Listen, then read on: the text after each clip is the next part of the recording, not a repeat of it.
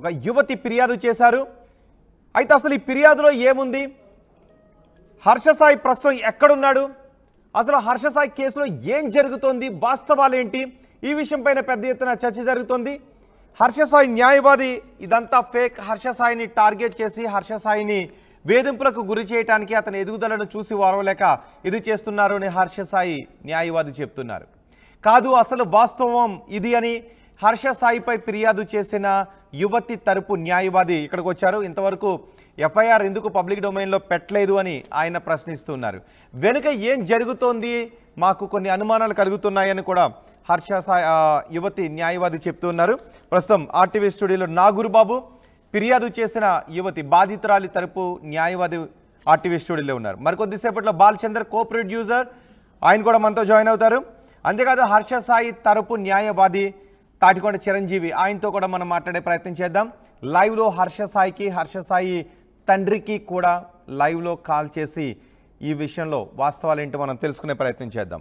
నాగూర్బాబు గారు నమస్తే అండి. నమస్తే నాగూర్బాబు, ఏంటండి ఇందులో ఏం జరుగుతుంది, అసలు వాస్తవాలు ఏంటి? కొంత అయోమయం, గందరగోళానికి గురి చేస్తూ ఉన్నాయి. హర్ష సాయిపై కావాలి అని అతని ఎదుగుదలను చూడలేక ఈ కేసులు పెట్టారు అని అతని తరపు న్యాయవాది చెప్తున్నారు. పైగా ఏవో 2 కోట్ల రూపాయలకు డిమాండ్ చేస్తున్నారు. 2 కోట్ల రూపాయలు ఇవ్వాలి, ఈ డబ్బులకు సంబంధించిన మ్యాటర్ ఇందులో ఇన్వాల్వ్ అయ్యిందని అంటున్నారు. ఏంటండి అసలు వాస్తవం ఏంటి? సో ఇప్పటివరకు కంప్లైంట్ కాపీ అనేది ఎవరికి తెలియదండి. Nobody knows. These all are rumours. 2 కోట్లు డిమాండ్ చేశాడు అనే ఎలిగేషన్స్ కానీ ఇవన్నీ రూమర్స్. యాక్చువల్ కంప్లైంట్ అనేది ఇప్పటివరకు పబ్లిక్ డొమైన్లోకి ఎక్కడ రాలేదు. ఎందుకు రాలేదు, ఇంటెన్షనల్గా ఎవరు హైడ్ చేస్తున్నారు అనేది మనం అబ్జర్వ్ చేయాల్సిన నెసెసిటీ ఉంది. ఇక్కడ కంప్లైంట్ మనం ఒకసారి పరిశీలిద్దాం. ఈ కంప్లైంట్లో క్లియర్గా నేను ముంబై నుంచి 2014లో ఇక్కడికి వచ్చాను. 2014లో వచ్చి సినిమా నిర్మాతగా మారాను అండ్ కొన్ని వెబ్ సిరీస్లు తీశాను అని విక్టిమ్ చెప్తున్నారు. విక్టిమ్కి ఆల్రెడీ ఒక ఫినాన్షియల్ స్టేటస్ ఎస్టాబ్లిష్ అయిపోయింది. డబ్బుతో ఇది ముడిపడింది కాదు. 2012లో జూలై 2022లో హర్ష సాయిని ఒక సాంగ్ కోసం victim and co producer approach అయ్యారు. హర్ష సాయికి యూట్యూబ్లో ఒక మంచి ఫేమ్ ఉంది, ఇతనితో సాంగ్ చేస్తే మంచి రీచ్ వెళ్తుంది అని జూలై 22న అప్రోచ్ అయితే హర్ష సాయి ఏం చెప్పారంటే, నా దగ్గర ఒక స్టోరీ లైన్ ఉంది, ఈ లైన్ని మీ దగ్గర డబ్బు ఉంది, దీన్ని మన సినిమాగా తీస్తే ఇది నాకున్న క్రేజ్ తోటి ఒక బాహుబలి రేంజ్కి వెళ్తుంది అని నమ్మించాడు. సో స్క్రిప్ట్ ఇది మనం స్టార్ట్ చేద్దాము అనుకున్న పక్షంలో ఈ స్టోరీ లైన్ డిస్కషన్ కోసం ఒక ప్లేస్కి రమ్మని చెప్పాడు. అతనే నేను షూట్ చేయాలంటే హైదరాబాద్లో నేను ఎప్పుడు ఐటీసీ ఇలాంటి టాప్ హోటల్స్లోనే ఉంటూ ఉంటాను, నాకు ఒక విల్లా అకామిడేట్ చేయండి అని శ్రీ పిక్చర్స్ బ్యానర్స్ని అడిగాడు. Okay. So Sri Pictures banners ఈ మెగాలో డాన్ అనేటువంటి హర్ష సాయి నిర్మాణ సంస్థ హర్ష సాయికి ప్రొడ్యూస్ చేస్తున్నారు. ఈ శ్రీ పిక్చర్స్ బ్యానర్స్ వాళ్ళు ఇతనికి ఒక విల్లా అకామిడేట్ చేశారు. స్క్రిప్ట్ డిస్కస్ చేయాలి అంటే కథ ఏం చెప్తున్నాడు, స్టోరీ లైన్ నా దగ్గర ఉంది, కథ నా దగ్గర ఉంది, మీరు రావాలని చెప్తున్నారు కదా.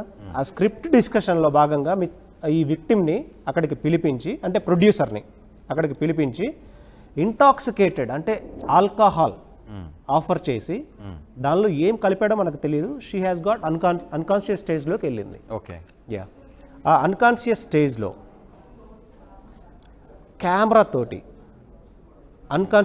కెమెరాతోటి అతను చూస్తుంటాం ప్రతిదీ కెమెరాలో రికార్డ్ చేస్తుంటాడు, అది చేస్తుంటాడని.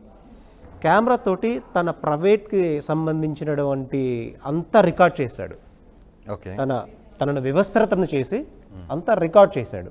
ఆ రికార్డ్ చేసిన తర్వాత షీ డోంట్ నో ఎనీథింగ్. తన అన్కాన్షియస్ స్టేజ్లోంచి బయటకు వచ్చిన తర్వాత తనని పిలిచి మరి మీకు ఇప్పుడు వీడియో క్లిప్ ఏదైతే ప్లే చేస్తున్నారో తనకు చూపించడం జరిగింది. ఇది ఆ రోజుది ఇన్సిడెంట్ జరిగిన రోజుది. తనకి అసలు ఇలా మీకు ఇంకా ఉంది, తల బాదుకుంటూ ఉంది, ఇలా చూపించి నా దగ్గర హార్డ్ డిస్కులు కూడా ఉన్నాయి ఇంకా అని చెప్పాడు. ఓకే. ఇదంతా క్యాప్చర్ చేశానని కూడా చెప్పాడు. ఎప్పుడైతే తను క్రిమినల్ ప్రొసీడింగ్స్లోకి వెళ్ళిద్దో అనుమానం వచ్చిందో వెంటనే వెరీ నెక్స్ట్ డే కంప్లైంట్ ఇవ్వడానికి రెడీ అయిపోయే సమయంలో ఇతను ఇమీడియట్గా వాళ్ళ ఫాదర్ని ఇన్వాల్వ్ చేసి ఈ ఇన్సిడెంట్ని వాళ్ళ దృష్టికి తీసుకెళ్తే వాళ్ళ ఫాదర్ ఒక ఫాల్స్ ప్రామిస్ ఇక్కడ చేశాడు. నేను హర్ష సాయి ఒక పెద్ద యూట్యూబరు, ఇతనికి మంచి రీచ్ ఉంది, సెలబ్రిటీ, బెట్టింగ్ యాప్స్ ద్వారా కూడా ఇతనికి చాలా వచ్చిన అమౌంట్స్ ఉన్నాయి, కాబట్టి మీకు ఒక మంచి ఫేమ్ ఉంది, మీరు బిగ్ బాస్లో టాప్ 5 కంటెస్టెంట్, ఈ సినిమా ప్రొడ్యూసరు, డెఫినెట్గా మీరిద్దరూ కలిసి ఉంటే మీరు ఒక మంచి కెరీర్ ఉంటుంది. ఇప్పుడు మీడియాలో మీరు ఇలా కేసులు పెట్టుకొని అల్లరి చేసుకుంటే మీ కెరీర్ నాశనం అయిపోతుంది అని నచ్చజెప్పే ప్రయత్నం వాళ్ళ తండ్రి చేసి హర్ష సాయిని పెళ్లికి ఒప్పించి పెళ్ళి అనే ప్రపోజల్ని వాళ్ళ తండ్రి పెట్టాడు. ఓకే, ఈ తండ్రి పెట్టిన తర్వాత ఇక్కడ క్లియర్గా తను నమ్మింది.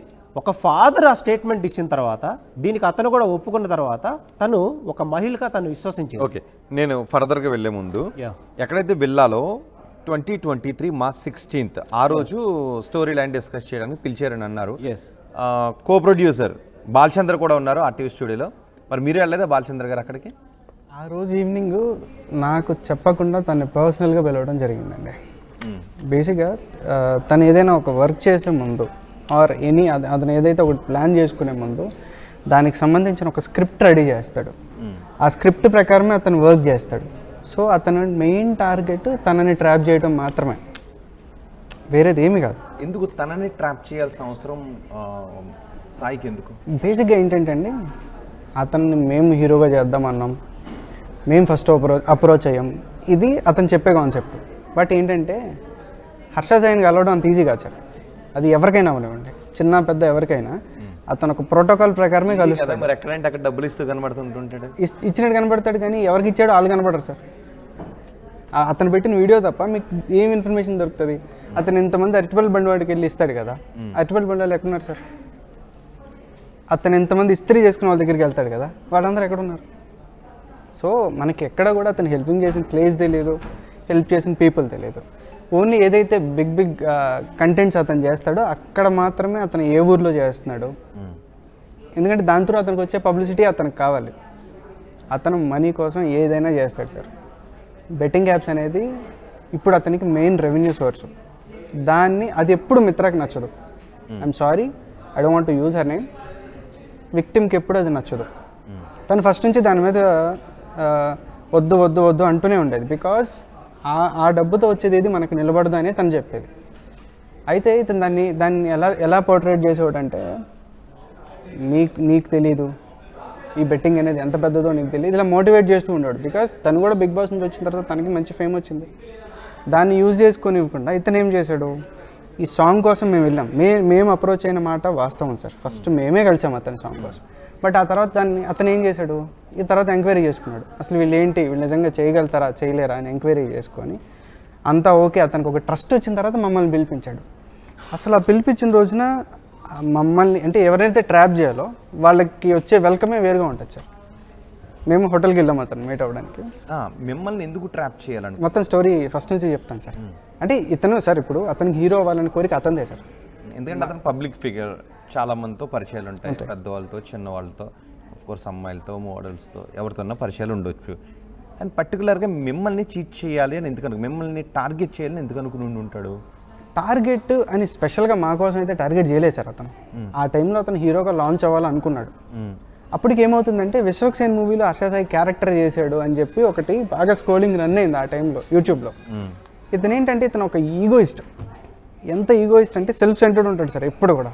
తనకు సంబంధించింది మీరేమన్నా ఒక మాట అన్నారా, మీ మీద నాగుపాము పట్టినట్టు పగబట్టేస్తాడు. ఎప్పటికైనా సరే మీరు దాన్ని నాశనం అయిపోయినంత వరకు అతను ఆ రోజు ప్రశాంతంగా. అసలు ఏం జరిగింది, ఆ భావన మీలో ఎందుకు కలిగింది, ఎవరు అంటే నేనే ఉన్నాను సార్. ఎవరో ఎందుకు, ఇప్పుడు నేనే ఉన్నాను. ఇప్పుడు తను విక్టిమ్ని ఎప్పుడు అంటే ఇప్పుడు తనకి ఒక ప్రాజెక్టు ఈ లెవెల్లో వెళ్ళాలనుకున్నాడు సార్, అది అలాగే వెళ్ళాలి. అయితే తను ఏం చెప్పేదంటే మనం మంచిగా చేద్దాం, సాంగ్ ఏం చేసినా ఇప్పుడు నీకు ఇంత రీచ్ ఉంది, సో దానికి తగ్గ ప్రొడక్షన్ వాల్యూస్ మనం చేద్దాం అన్నప్పటికీ ఏమైందంటే ఇంత సపోర్టివ్గా ఉండే ప్రొడ్యూసర్స్ మనకు దొరకరు. ఇప్పుడు సార్ మీరు దిల్ రాజు గారి సంగతే చూడండి, ఆయన ఎంత బడ్జెట్ పెట్టినా ఆయన ఒక షెడ్యూల్ ప్రకారమే ముందుకు వెళ్తారు. ఓకే, అంటే నేను ప్రొడక్షన్కి సంబంధించి వాళ్ళ అడ్వకేట్ కూడా చెప్తున్నాడు కదా, ప్రొడక్షన్కి సంబంధించి మీ దగ్గర ఏదైనా విభేదాలు ఉంటే అది కేసులకు దారితీసిందా, లేకపోతే ఈ కంప్లైంట్ నిజంగానే నిజమా? ఇది 100% నిజం సార్. అంటే నేను తనని ఎందుకు కలిసామనే దాని గురించి చెప్తున్నాను కాబట్టి నేను ప్రాజెక్ట్ సైడ్ నుంచి వస్తున్నాను. ఓకే. ఇదేమైందంటే సార్, మా దగ్గర ఉంటూనే స్క్రిప్ట్ పేరుతో అతను ఇక్కడ టైం వేస్ట్ చేస్తూనే అతను వీడియోస్ చేసుకుంటూ వచ్చేవాడు. ఈ టైంలో కూడా హీ యూజ్ టు అబ్జర్వ్ అస్, మేము కావాల్సింది అతనికి మేము ఫుల్ఫిల్ చేయగలుగుతామా లేదా అని చెప్పి. ఆ ఉన్న టైం స్పామ్లోనే సడన్గా ఏమైందంటే ఇతనికి, సరే ఇప్పుడు దీన్ని ఈ ప్రాజెక్టుని ముందుకు తీసుకెళ్ళాలి అంటే డెఫినెట్గా తను నా చేతిలో ఉండాలి, అప్పుడు మాత్రమే నేను అనుకున్నవన్నీ నాకు కావాల్సిన రేంజ్లో నెరవేరుతాయి అని చెప్పి ఆ రోజు అమ్మాయిని పిలవడం జరిగింది సార్.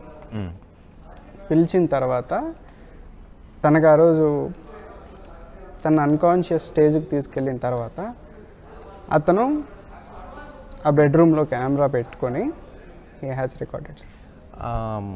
బాధితురాలు మీకు అన్నా నుంచి తెలుసు బాలచంద్ర? 10 years sir. ఓకే. మరి హర్ష ఇలా చేశాడు అని ఆ నెక్స్ట్ డే మీకు చెప్పలేదు? ఆ రోజు ఈవినింగే చెప్పింది సార్. మరి మీరు వెంటనే ఎందుకు కేసు సరే, ఏ రోజైతే ఈవినింగ్ చెప్పిందో ఆ రోజే నేను దానికి సంబంధించిన సీసీ కెమెరాది ఏదైతే క్లిప్ ఉందో అది ఆ రోజు డేట్తో సార్ నా డివైస్లోనే డౌన్లోడ్ చేశాను.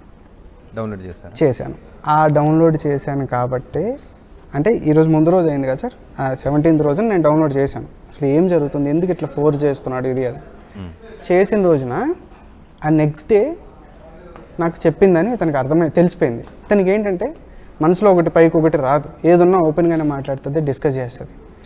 అంటే నేను అన్నది అది కాదు, మార్చి 2023 జరిగింది, ఇది 2024 సెప్టెంబర్. ఇప్పుడు ఎందుకు వచ్చింది? ఆ రోజు మీకు తెలుసు, ఆ రోజు సీసీ ఫుటేజ్ తీసుకున్నప్పుడు హర్ష సాయి అంత దుర్మార్గంగా వ్యవహరించి ఒక మహిళ మీద అఘాయిత్యానికి పాల్పడినప్పుడు మీరు ఎందుకు ఆ రోజు ఇష్యూ చేయలేదు? యాక్చువల్గా ఆన్ స్పాట్ డెసిషన్ తీసుకున్నాం సార్.